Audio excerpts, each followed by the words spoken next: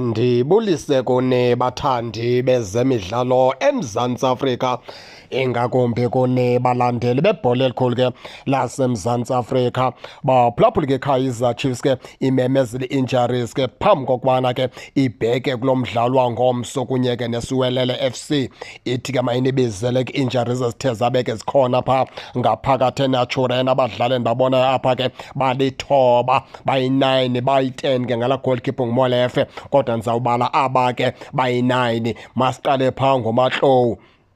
Siqale phaa ngoMahlowu, ibe nguKanyiso Shinga, ibe nguLebogang Mabuye, ibe nguChislet, ibe nguIgadora, ibe nguDotli, ibe nguThabiso Monyane, ibe nguGiven Msimanga, ibe nguPaseka Mako. Nabo ke abadlali ke Kaizer Chiefs ke ethi ke bonzakele bane-injuries. Ibuye ke izothi ke umfana ke kaLebogang Mabuye kunye noIgadora, bona bobabini kuthiwa ke noko sebecace kakuhle kakhulu, sebengaphandle phaa kweza injuries, kodwa ke ayikho into ethi ke bawubonakala nini pha ebaleni ke pha kwiqela ke leKaizer Chiefs.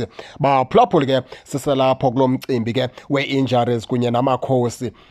Thina ke ngakawetha amehlo okanye ngokwethu indlela yokucinga, nangeyethu indlela yokubona, nangeyethu indlela yokuyibeka le nto, sinemibuzo kuqala ethi kanye kwenzekalani apho Kaizer Chiefs aba badlali batsha kwabane kubaliswa amabali ngabo namhlanje bane-injuries ngomso kuthiwa baredi babangabonakala ebaleni xa kufuneke bebonakele. Hayi kwanengxaki so, hayi aba badlali babatsha baneproblem, aba badlali bathe befika bane-injuries, hayi umdlalo omtsha ulimele, hayi umdlalo omtsha uphumile ku-injury. Kanye kwenzakalani apha kwiqela leKaizer Chiefs malunga naba badlali gqiba ukubasayina? Ingaba na bayafuna ukubadlalisa okanye kunengxaki abayibona into yokuba akunyanzelekanga into yokuba babadlalise, bawuqhubeleka naba bebevele bekhona? Ngoba baphulaphula kuyasekuseni kuziwa nale, kuyasekuseni kutshiwo le, kuyasekuseni kufumaneka le.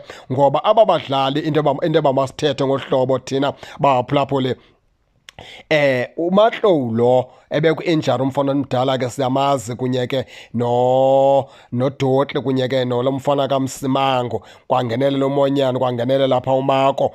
Befika aba badlali batsha vele bekuthiwa bane-injuries, uNkanyiso Shinga, uChislet, uMabuwe, uIgadore, bekuthiwa bane-injuries vele aba ke iyaxaka le nto baphulaphula. Ngoba ke into yoba ndithi iyaxaka, uMonyane noMako kunye ke noMahlowu baphinde ku-injury, befika aba badlali batsha vele bene-injuries. Abantu ekudala apha ke bekuhleli kwi-injury nguDotli kunye ke noMsimanga. Kudala ke bona ke behleli kwi-injury ngoba uMahlowu waye wabuya kwi-injury, naye mfana omdala ngoku naye uphindele phaa kubantu abane-injuries. Iyaxaka le nto baphulaphule.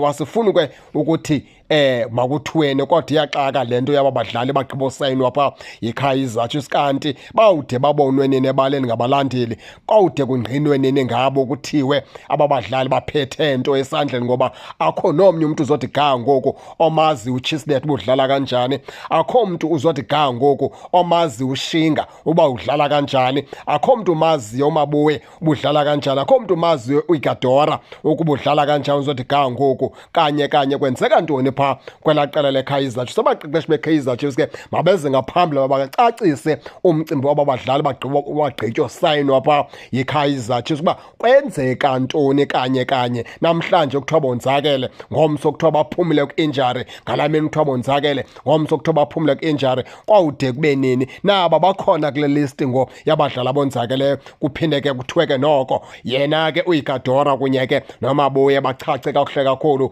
baphumile phaa kwelaa qela leza injuries. Umbuzo uthi bawubonakala nini emabaleni abadlali abatsha beqela leKaizer Chiefs? Baphulaphula ke mandiyiphose kuni le nto, akusoyam ndodwa. Ningakhohlwa kusubscribe kule channel kuze ningaphoswa zezemidlalo endizanothulela zona kwixa elizayo kakuhle babukeli.